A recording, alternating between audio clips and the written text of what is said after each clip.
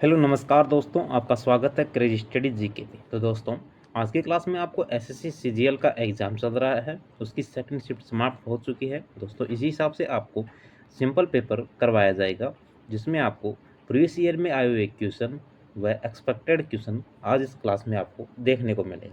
तो चलो दोस्तों, स्टार्ट करते हैं। जिन दोस्तों ने अभी तक चैनल सब्सक्राइब नहीं किया है, प्लीज़ चैनल को सब्सक्राइब कर दें और क्लास को लाइक ज़रूर कर दें। तो दोस्तों, चंदावर का युद्ध कब हुआ था? ये एसएससी जीडी में पूछा गया क्वेश्चन था। 1194 में ईस्वी में हुआ था। चंदावर 1194 ईस्वी के युद्ध में राजा जयचंद गढ़वाल ने मोहम्मद गोरी के साथ हार गए थे। जो राजा जयचंद गढ़वाल था, मोहम्मद गोरी के मध्य युद्ध हुआ था और मोहम्मद गोरी ने विजय हासिल कर ली थी। चंदावर की वर्तमान भौगोलिक स्थिति यमुना नदी के तट पर उत्तर प्रदेश के इटावा जिले में है। चंदावर के युद्ध में मोहम्मद गोरी ने राजा जयचंद गढ़वाल को पराजित किया था। चंदावर का युद्ध 1193 और 1194 ईस्वी के बीच हुआ था। कुछ प्रमुख युद्ध हैं और उनके वर्ष हैं। तराइन का प्रथम युद्ध 1191 में पृथ्वीराज चौहान और मोहम्मद गोरी के बीच हुआ था, जिसमें पृथ्वीराज चौहान विजयी हुए थे। अगला है तराइन का द्वितीय युद्ध है 1192 में पृथ्वीराज चौहान और मोहम्मद गोरी के बीच हुआ था, जिसमें मोहम्मद गोरी विजय हो गए थे। पानीपत का प्रथम युद्ध 1526 में बाबर और इब्राहिम लोदी के बीच हुआ था, जिसमें बाबर की विजय हुई थी और भारत के अंदर मुगल साम्राज्य की स्थापना पानीपत के युद्ध के बाद हुई थी।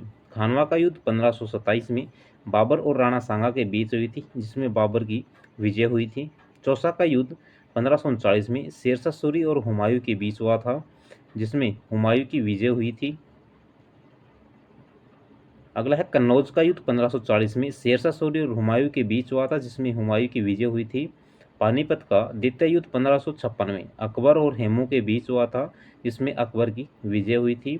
हल्दीघाटी का युद्ध है 1576 में हुआ था। अकबर और महाराणा प्रताप के बीच हुआ था, जिसमें अकबर की विजय हुई थी। पानीपत का तृतीय युद्ध है, ये 1761 में हुआ था। अहमद शाह अब्दाली और मराठों के बीच हुआ था, जिसमें मराठों की विजय हुई थी। अगला क्वेश्चन है, संविधान का कौन सा अनुच्छेद न्याय पर आधारित सामाजिक व्यवस्था प्रदान करता है? राजस्थान पुलिस कांस्टेबल में आया हुआ क्वेश्चन है। अनुच्छेद 38 है, जो न्याय पर आधारित सामाजिक व्यवस्था प्रदान करता है। अनुच्छेद 38 है वो राज्य सामाजिक, आर्थिक और राजनीतिक न्याय सुनिश्चित करके और आय, स्थिति, सुविधा और अवसरों में असमानताओं को कम करके सामाजिक व्यवस्था को सुरक्षित एवं संरक्षित करके लोगों के कल्याण को बढ़ावा देने का प्रयास करता है। राज्य के नीति निर्देशक तत्वों में जो संशोधन हुए वे कौन कौन से हैं? 42वां संविधान संशोधन 1976 में, इसमें नए निर्देश जोड़कर संविधान के भाग 4 में कुछ बदलाव किए गए हैं। अनुच्छेद 39A गरीबों को मुफ्त कानूनी सहायता प्रदान करना। अनुच्छेद 43A उद्योग के प्रबंध में श्रमिकों की भागीदारी है।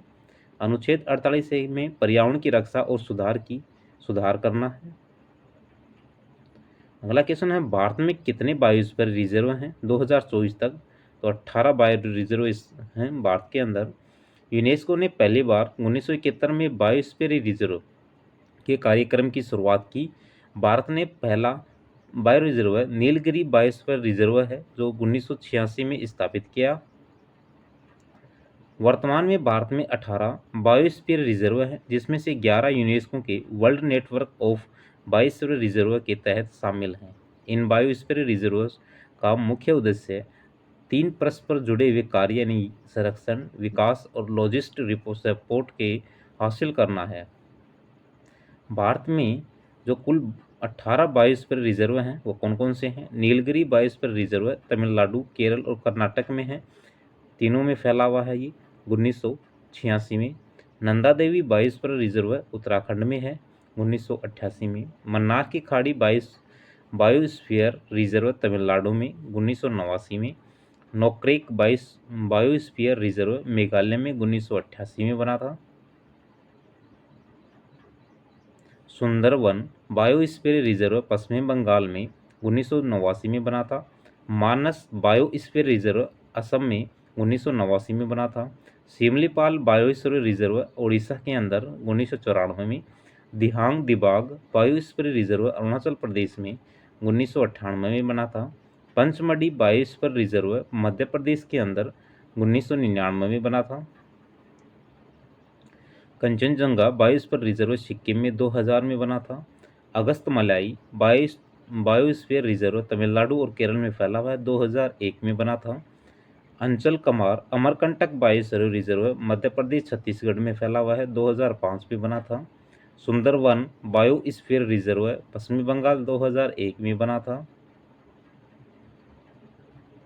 Great Nicobar biosphere reserve Andaman Nicobar में 1989 में बना था।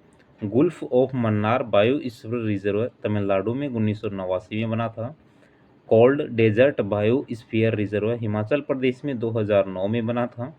और Seshachal hills biosphere reserve Andhra Pradesh में 2010 में बना था। और पन्ना बायोस्फीयर रिजर्व मध्य प्रदेश में 2011 में बना था। यह नवीनतम बना हुआ बायोस्फीयर रिजर्व है दोस्तों, पन्ना बायोस्फीयर रिजर्व। अगला क्वेश्चन है, सितंबर 1893 में शिकागो अमेरिका में आयोजित धर्म सम्मेलन होगा यहाँ पे, धर्म सम्मेलन निम्नलिखित में से किसने भाग लिया था? तो स्वामी विवेकानंद ने भाग लिया था। स्वामी विवेकानंद ने सितंबर 1993 में शिकागो में आयोजित धर्म सम्मेलन में भाग लिया था। विश्व के धर्मों का पहला सम्मेलन 1893 में शिकागो में आयोजित किया गया था। इसने सभी अलग अलग धर्मों को एक साझा मंच पर फैलाने के लिए ठोस प्रयास को चिन्हित किया, जहां सभी धर्मों के नेता और प्रतिनिधि अपने विचारों को बताने और साझा करने में सक्षम हो। स्वामी विवेकानंद ने अपने शक्तिशाली शब्दों के माध्यम से भारत की प्राचीन संस्कृति, दर्शन और विश्वास के लिए व्यापक मान्यता प्रदान की है। स्वामी विवेकानंद का जन्म 1863 में हुआ था। उन्होंने मई 1897 में रामकृष्ण मिशन की स्थापना की। 1902 में वर्तमान पश्चिमी बंगाल के वेलूर मठ में उनका निधन हो गया। वह रामकृष्ण परमहंस से प्रभावित थे, जो उनके गुरु थे। अगला क्वेश्चन है, भारत सरकार द्वारा स्मार्ट सिटी मिशन कब शुरू किया गया? एसएससी CHSL में पूछा गया क्वेश्चन है। 2015 में भारत सरकार ने स्मार्ट सिटी मिशन शुरू किया था। भारत सरकार के आवास और शहरी मामलों के मंत्रालय ने 25 जून 2015 को स्मार्ट सिटी मिशन लॉन्च किया है। कार्य का उद्देश्य टिकाऊ और समावेशी शहरों को बढ़ावा देना है, जो मुख्य बुनियादी ढांचा प्रदान करते हैं, अपने नागरिकों को जीवन की सभ्य गुणवत्ता, स्वच्छ टिकाऊ वातावरण, स्मार्ट समाधानों का अनुप्रयोग करते हैं। अगला क्वेश्चन है, जनगणना 2011 के अनुसार किशोरों अर्थात 10 से 9 वर्ष की आयु वर्ग का अंश है तो 20.9% है। भारत में जनसंख्या वृद्धि का एक महत्वपूर्ण पहलू किशोरों की वृद्धि है। किशोरों यानी कि 10 से 19 वर्ष की आयु तक के किशोरों की हिस्सेदारी लगभग 20.9% है 2011 के अनुसार, जिसमें से लड़के किशोर 52.7% हैं और लड़कियां किशोर 47.3% हैं। अगला क्वेश्चन है, द्रव्यमान के संरक्षण का नियम द्वारा दिया गया, किसके द्वारा दिया गया? MP पुलिस कांस्टेबल ने पूछा गया क्वेश्चन है, तो एंटोनी लॉरेंट लेवोजियर के द्वारा दिया गया था। किसी भी वस्तु का द्रव्यमान या वस्तुओं का संघनन कभी नहीं बदलता है। कोई फर्क नहीं पड़ता है कि भागों में कि कैसे पुनर्व्यवस्थित किया जा सकता है। अगला क्वेश्चन है, जिया मोहिनुद्दीन डांगर किस वाद्य यंत्र से संबंधित थे? SSC मैट्रिक्स लेवल में पूछा गया क्वेश्चन है, रुद्रवीणा से है। तो जिया मोहिनुद्दीन डांगर एक प्रसिद्ध भारतीय शास्त्रीय संगीतकार थे जो रुद्रवीणा वाद्य यंत्र से संबंधित थे। उन्होंने ध्रुप शैली से संगीत को पुनर्जीवित करके महत्वपूर्ण भूमिका निभाई थी। अपने छोटे भाई जिया फरीदुद्दीन डांगर के साथ कई संगीत कार्यक्रम प्रस्तुत किए थे। अगला क्वेश्चन है, भारत में प्रमुख औद्योगिक क्षेत्र कौन से हैं? तो भारत के प्रमुख औद्योगिक क्षेत्र हैं मुंबई पुणे क्लस्टर, बेंगलोर तमिलनाडु क्षेत्र, हुगली क्षेत्र, अहमदाबाद बड़ौदा क्षेत्र, छोटा नागपुर औद्योगिक बेल्ट, विशाखापट्टनम गुंटूर बेल्ट है, गुड़गांव दिल्ली मेरठ क्षेत्र, कोल्लम तिरुवनंतपुरम औद्योगिक क्लस्टर आदि हैं। अगला है, हड़प नीति किसने बनाई थी? तो हड़प नीति है वो लॉर्ड डलहौजी ने बनाई थी। लॉर्ड डलहौजी ने हड़प नीति की शुरू करने में बहुत बड़ी भूमिका थी। लॉर्ड डलहौजी द्वारा विलय किए गए राज्य हैं सतारा 1848 में, जेतपुर, संभलपुर 1849 में, बघाट 1850 में, उदयपुर 1852 में, झांसी 1853 में, करौली 1855 में, अवध 1856 में। लॉर्ड डलहौजी 1798 में आया था, जब लॉर्ड वेलेज़ली गवर्नर जनरल थे। उस समय लॉर्ड डलहौजी भारत आए थे। पूरी योजना स्वयं डलहौजी ने तैयार की थी। उन्होंने 1848 से 1856 तक गवर्नर जनरल के रूप में कार्य किया था।